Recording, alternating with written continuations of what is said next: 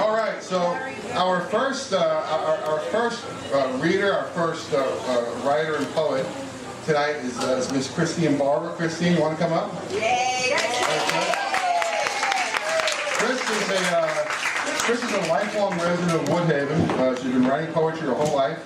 She is I went and did some Googling on you. She's a finalist in 2008's Writers Digest contest for her poem, The Shoemaker's Glue. And recently, she's been giving a poetry class at the Woodhaven Library. The limbic system rises up, and fear, frozen like a glacier, makes it impossible to stand, to move about, or even just to breathe. It lets invented panic in. Moving forward or simply sitting requires a major effort, but sitting seems right. Unhinged in the realms of Pluto, fixed like a stone in a river, suddenly lava erupts, spewing splendid fossils that were buried.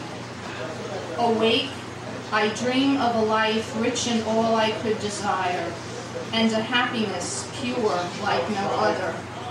I nourish this image for several days. Sleep? There is no sleep here. There are no sheep to count. There are thousands of sheep to count. There are endless sheep to count. But there is no sleep here, only energy to be contained. Somewhere inside this brain, synapses pulse beneath the scalp, and lightning blinds these eyes. Prophetic warnings that it has intrusively returned.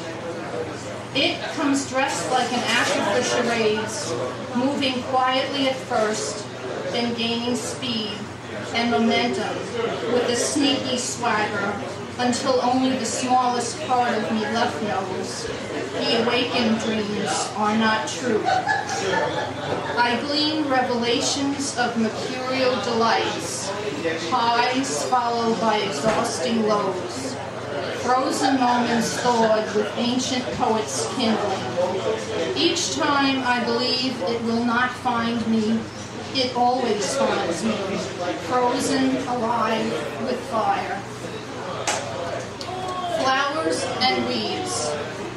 A small detail that King Neir chose to wear about him, a blanket of torment.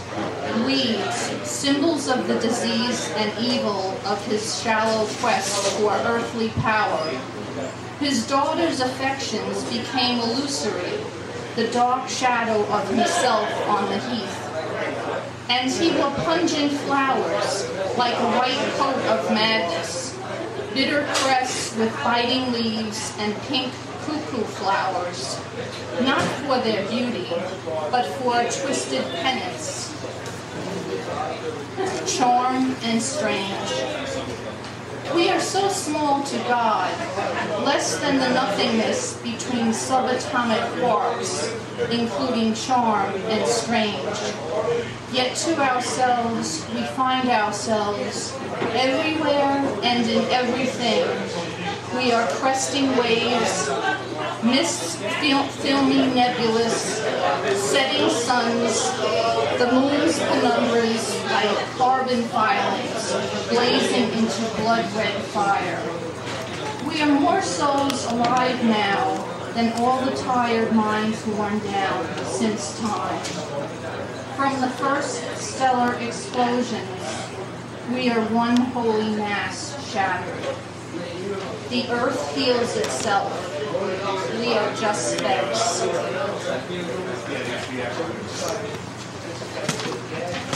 Cloudless water. The rooster did not crow on that early morning when they came and took the man. Mary and Mary Magdalene searched the narrow streets for him, frantic that they would not find him, frantic that the Roman soldiers would kill him, frantic that he would die before ablution. The women came to a street where a group of soldiers stood, pointing and laughing at the man who sat on the ground in rags. The man was praying.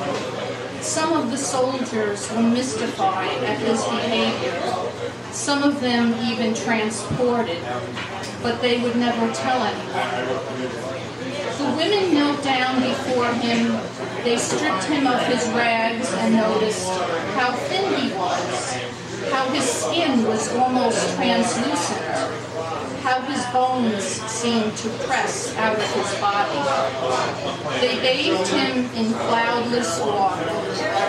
Mary Magdalene gagged out of foreboding as a rod of lightning flooded her mind. A picture flashed across the inside of her closed eyelids. The image took away all doubt that she had about his teachings. A voice told her that his soul would be free and she would be saved, and how his blood would drip down onto the crowd as he died, stretched across two wooden beams, saving the world from a life of pain, suffering, and sin.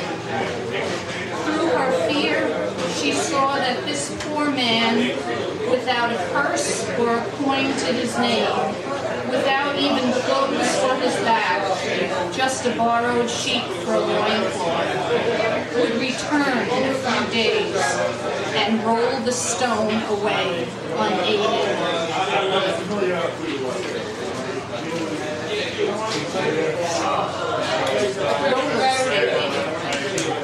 I can't imagine my grandmother, with 40 years stripped away from who she was when I saw her last, wearing ball-bearing roller skates, swishing across the oilcloth through the railroad rooms of my father's past, chasing him, her bun wobbling like a bagel on her cranium. The cats buried themselves under beds or flattened down on top of the icebox, the rise and fall of their breaths indiscernible, as if they were not living creatures, but statuettes. I think of my father, who shared a life with a woman, who gave her siblings away to an orphanage because she was too young to care for them and too old to go with them. And I wonder how he did not go crazy. I imagine she skated for her lost childhood, to gain it back, to chase it away, to knock it down, the way she knocked plates off the walls with her vibrations, heard them shatter, and skated on. In the dream we were standing in an airless room where nothing moved. We smiled at one another. I stared at him, remembering how he used to be, like liquid gold to me, and would forever be. He looked into my eyes and he became my world. He said in a distinctive pitch, "We are all stars." These four words were profound. They had me in a thrall. I couldn't move. "We are all stars," he repeated, in a strange and philosophical tone. And I believed him. For if we are all stars, then, in death, we have nothing to fear.